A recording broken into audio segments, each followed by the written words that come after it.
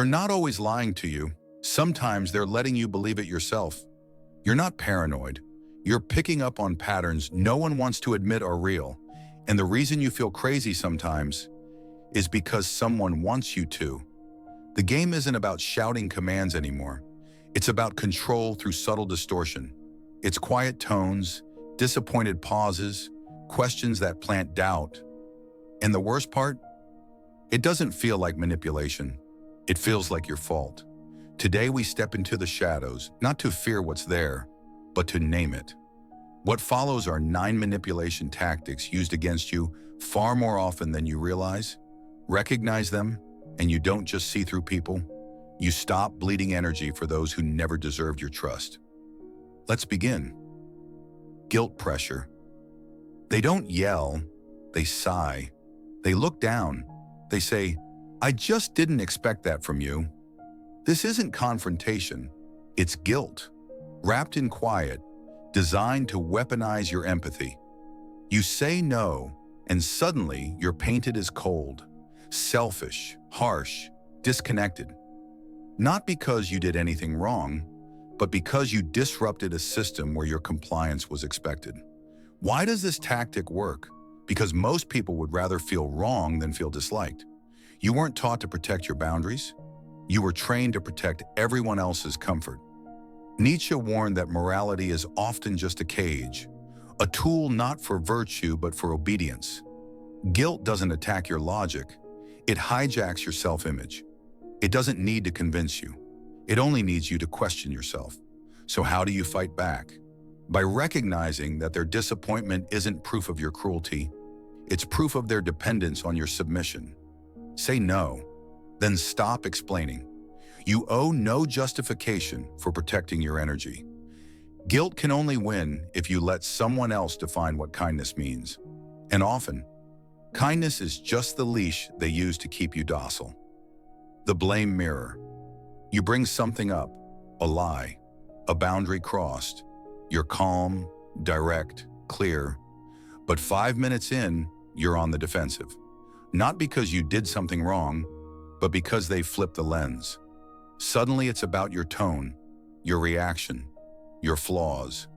This is the blame mirror, a tactic that shifts focus from their behavior to your emotional response. They don't deny what happened. They just twist who's responsible for the fallout. They say, if you weren't so sensitive, you're overreacting. I can never do anything right around you. And now, instead of holding them accountable, you're scrambling to justify why you even brought it up. This isn't miscommunication, it's precision, because chaos makes control easier. When you're destabilized, you're easier to manipulate. And when you start questioning your memory, your emotions, your reality, you're no longer dangerous to them. How do you dismantle this? By anchoring to your truth before they start spinning the story. Say this: "This isn't about how I feel, it's about what you did." Then stop. Let silence become your gravity. You don't need to yell to reclaim control. You just need to stop chasing the version of the story they're selling. False intimacy. They open up fast. Trauma stories, secrets, scars. It feels raw. It feels human. It feels like trust. But it isn't always. Not all vulnerability is real. Some people use emotional exposure as a tool, not to connect, but to bind. It's a shortcut, a fast pass to your loyalty. They bleed in front of you, and suddenly you feel responsible for them, even if you barely know them. Even if their behavior is erratic or cruel. Nietzsche saw this kind of performance for what it was: the illusion of weakness used to disarm power. Because when someone appears fragile, we drop our guard. And once you see them as someone who's been hurt, it becomes harder to hold them accountable for the hurt they cause. Real vulnerability doesn't demand anything, but fake vulnerability, it traps you in emotional debt. You feel like leaving makes you cruel, like pulling away makes you the villain. Don't fall for it. Watch for pace. Watch for timing. If they spill everything early and then start asking for your time, your silence, your sacrifice, stop. Ask yourself, do I feel connected or do I feel cornered? Genuine connection is mutual. It invites. It never coerces. Strategic delay. They say, I just need more time. I'm almost ready. Soon, just not yet. But time passes and nothing changes. This is the delay loop, one of the most deceptively powerful forms of control. It gives the illusion of movement while keeping you stuck. Why does it work? Because it keeps hope alive. Hope is the leash. They never say no. They just give you reasons to keep waiting. And when you ask again, when you push, you're told you're being dramatic. Too much. Too demanding. But behind every maybe later is a truth they don't want to say. They don't intend to move, and they don't want you to either. Nietzsche would call this spiritual cowardice, not an inability to act, but a refusal dressed up as consideration. Here's how you take your time back. Stop negotiating with uncertainty. If they can't be clear, you make it clear. If they can't decide, you decide. Because your peace isn't something they get to string along with excuses. Subtle comparison. They don't insult you directly. They just casually praise someone else in front of you. Sarah handled this way better. Most people would have finished this already. My ex never made this a problem. It sounds like feedback. But it isn't. It's silent status warfare, a way of making you feel smaller, without ever raising their voice. Why does this land so deeply? Because it taps into your desire to be enough, to feel seen, chosen, validated, and suddenly you find yourself trying harder, not from inspiration, but from fear. Fear that you're replaceable, fear that you've already lost some invisible competition. This is psychological chess, and it only works if you agree to play. So stop. Refuse to compete with ghosts. Refuse to chase approval that was designed to stay just out of reach. You don't need to outperform a fantasy version of someone else to prove your worth. And you don't need to keep adjusting your value for someone who keeps moving the target. This isn't motivation, it's manipulation. And now you can see it for what it is. Selective memory trap. They remember everything they did for you, the favors, the kindness, the help. But somehow they forget your efforts, your time, your sacrifices. This isn't forgetfulness, it's strategic. It's called selective memory, a manipulation tactic designed to tilt the emotional scale in their favor. They say, after everything I've done for you, but they leave out what you did, the nights you stayed up for them, the things you gave without asking anything in return. They want emotional credit without emotional balance. Nietzsche warned us, when someone keeps a ledger of their love, it was never love, it was leverage. Because if they can convince you that you're constantly in their debt, you'll keep giving just to break even. You don't owe what was given freely. And if it wasn't given freely, it was never a gift. It was a trade with hidden terms. So next time someone weaponizes their generosity, say this: I wasn't keeping track. I didn't know you were. Then stop the transaction.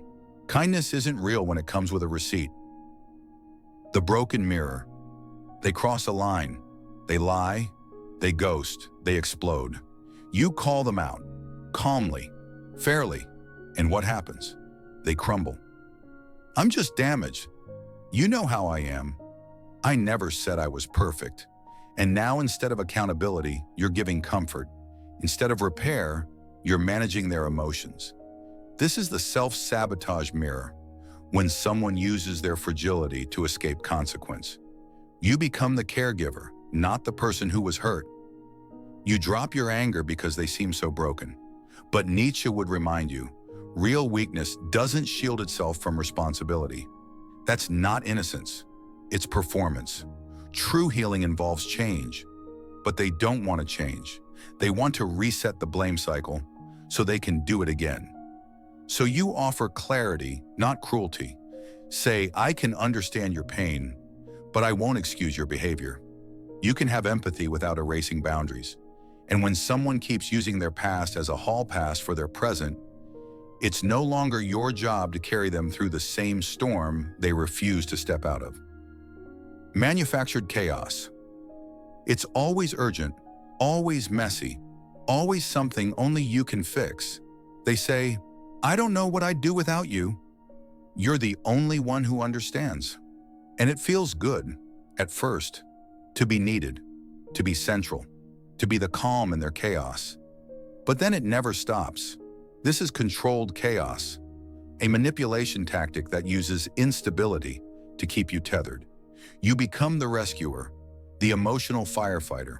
And once you adopt that role, it becomes almost impossible to leave, because now your identity is tied to their crisis. But look closely. They never take your advice. They never follow through. They never change the behavior causing the emergency. They just return with a new storm for you to solve. Nietzsche saw this as psychological parasitism, where the person in chaos pretends to be powerless, but is actually in control, because they control you. So how do you escape? You drop the savior mask. Say, "I care, but I can't carry this for you." Then let silence say the rest, because the right people will respect your limits, and the wrong ones will reveal themselves when you stop being available for emotional labor they won't do for themselves. Doubt seeding, it doesn't shout, it whispers. Are you sure you can handle that? Just don't get your hopes up. I'd hate to see you fail. It sounds like concern, but it's a slow drip of poison. This is doubt seeding, one of the most insidious forms of control. It doesn't attack your choices. It attacks your belief that you're allowed to choose. It doesn't say, "You can't." It says, "You probably shouldn't." Why does this work so well? Because once the seed is planted, you water it yourself. You second guess, you shrink, you delay your own potential, not because they blocked you, but because you believe their hesitation more than your own conviction. Nietzsche would call this internalized oppression, a cage not made of force, but of suggestion. So how do you break the spell?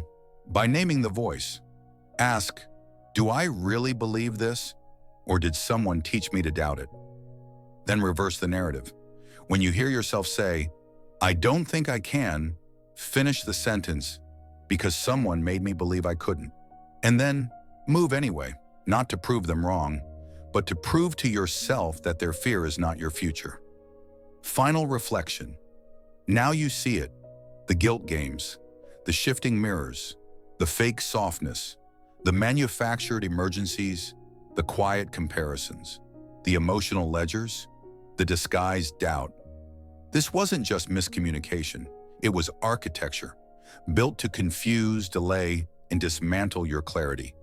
But that structure is cracking now, because you've learned the language, you've heard the tone, and you've stopped mistaking chaos for connection. Nietzsche didn't tell us to trust others. He told us to trust ourselves more, to recognize when we're being played, to refuse the subtle performances of control, and to stop outsourcing our peace in exchange for being tolerated. So if you remember nothing else, remember this. Silence is protection. Clarity is resistance. Boundaries are not cruelty. They are your liberation. You are no longer programmable. You are no longer compliant. Not today, not ever again. If this revealed something you've always felt but couldn't name, tell me in the comments. Which of these tactics have you survived? And if this gave you clarity, subscribe. We're not done. We're just beginning. If you've made it this far, you're not just scrolling, you're searching for something deeper. Thanks for trusting me with your mind. If this spoke to you, like the video, hit subscribe, and share it with someone who needs to reclaim their power. Until next time, stay sharp and think deeper.